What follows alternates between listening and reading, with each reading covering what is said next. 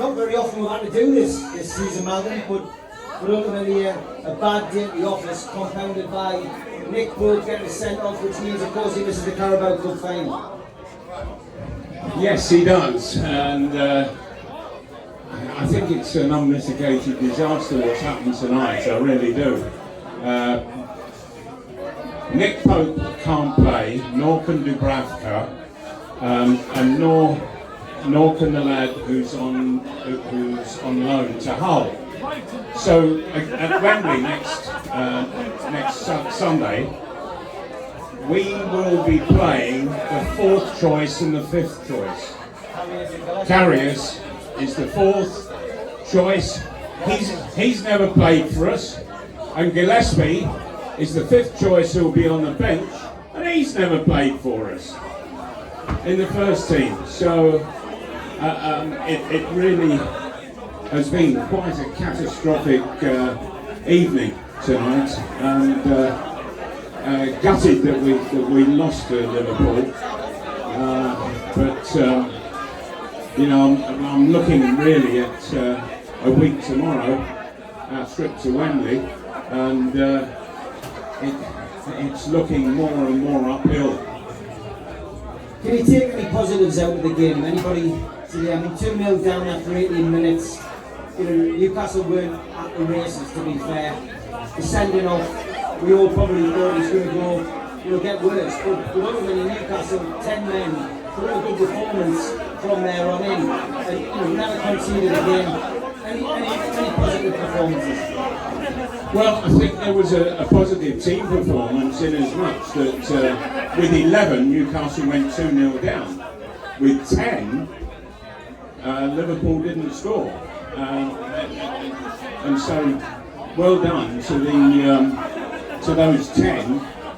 Once Liverpool had scored the second goal, Nick Pope had got sent off. But I didn't see any real performances that would excite me in terms of appearing at Wembley next week. I thought, it's very obvious that Isak does not like playing up front as the furthest forward man with his back to goal up against centre halves. He doesn't like that. He wants to be much deeper and facing the opposing goal all the while. But tonight was just incredibly disappointing all round. When you think of the misses that Liverpool had late on, it really could have been a dreadfully embarrassing night, score-wise, as well as anything else. Wilson did come on, he looked okay. Do you think he'll start at Wembley next week? I'm sure that he will, but I understand that Joe Linton, who came off, that he's got a bit of a hamstring. Now, hamstrings don't clear up within a week. So we were worried about whether he got booked or not have you. But no, it's his hamstring that's going to be the problem.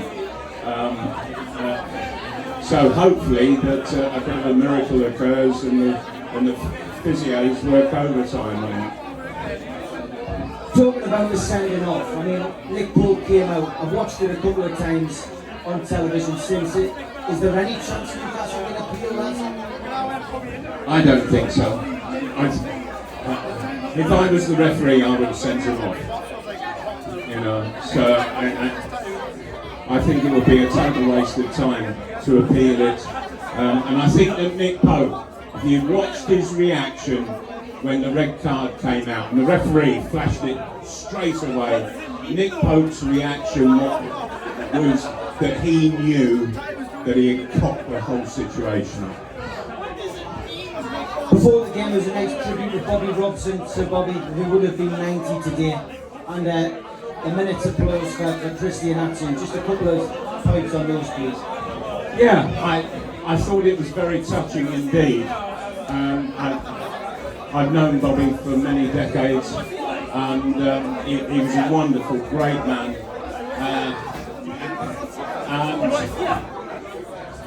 And it was wonderful that Newcastle United should make this day special for Bobby Robson's family.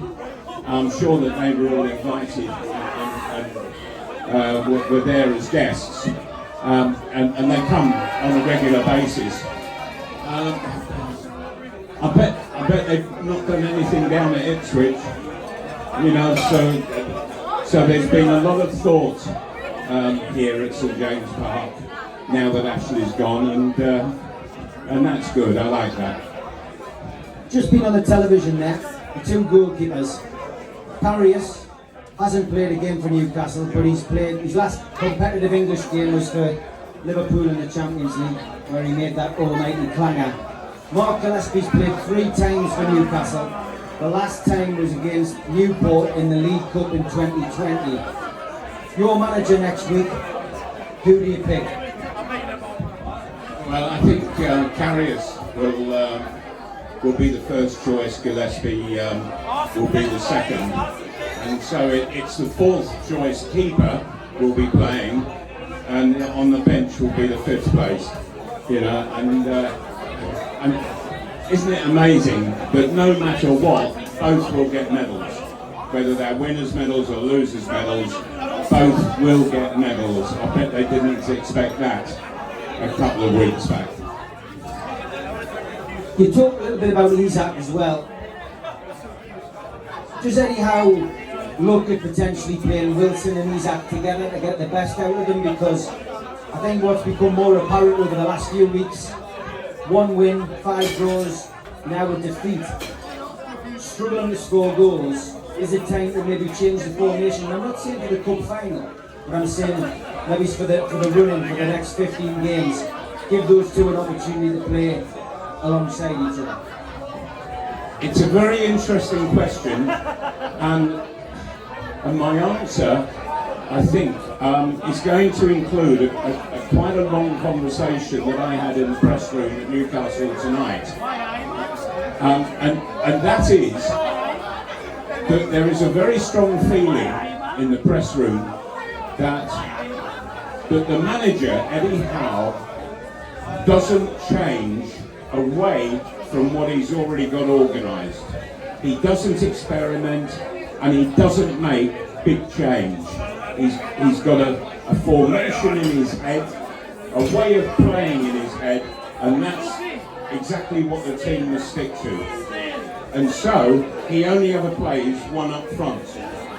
To play 2 would take him completely out of his zone in the way that he organises the team. And I'm not so sure that he will do it. I would love to see him do it, because I think that Isaac would be the perfect foil, playing just a little bit deeper to Wilson, and I think they'd make a super pairing. I really do. And then let the wingers get busy and get crosses into the box, and you've got 2 attacking instead of just Wilson. And when there's only 1, it makes it easy for the defence just to make sure that he's well and truly marked. And so, yes, I would dearly love to see Isaac playing off of Wilson with busy wingers. I thought St Maximin tonight, and I'm a big critic of his. He was very busy. He was doing some great stuff, and I heard a number of people say, "Oh, he's really up for next Sunday." You know, he's wanted to impress tonight to make sure that he's in the side on Sunday against Man United. But what he achieved was very little. It looked all very good, but what he achieved, you know, it comes down, how many shots have you had, how many crosses did you get in? And he had 1 shot, which is more than he's had in the last 2 months, I have to say. yeah, he could be really dangerous as a footballer, but he just hasn't got that way of being able to positively finish a move. And it's very frustrating. I certainly get very frustrated with him. And I found the whole evening frustrating and hugely disappointing. Okay, we're playing the Carabao Cup final next week. Give us your prediction. It might have changed since before then. Well, in all honesty, I said before the game that we would win 1-0. I'm going to stick to that, and I think that following this nightmare, this is a real kick up the arse for Newcastle, a huge kick up the bum, and the best way to respond to it is absolutely positive against Man United in the next game at Wembley, of course. And so I can see Newcastle going out and nicking it. Manchester United, they've got Barcelona next Thursday, and that's going to be one hell of a task for them. So they've got 3 days to recover, so they could be a bit tired themselves. And so I'm going to stick with Newcastle, really putting it together at Wembley and winning 1-0. Great stuff, man. We'll see you after Wembley. Everyone who's going down there, have a safe trip. Enjoy yourselves. Put your hands together for Supermac.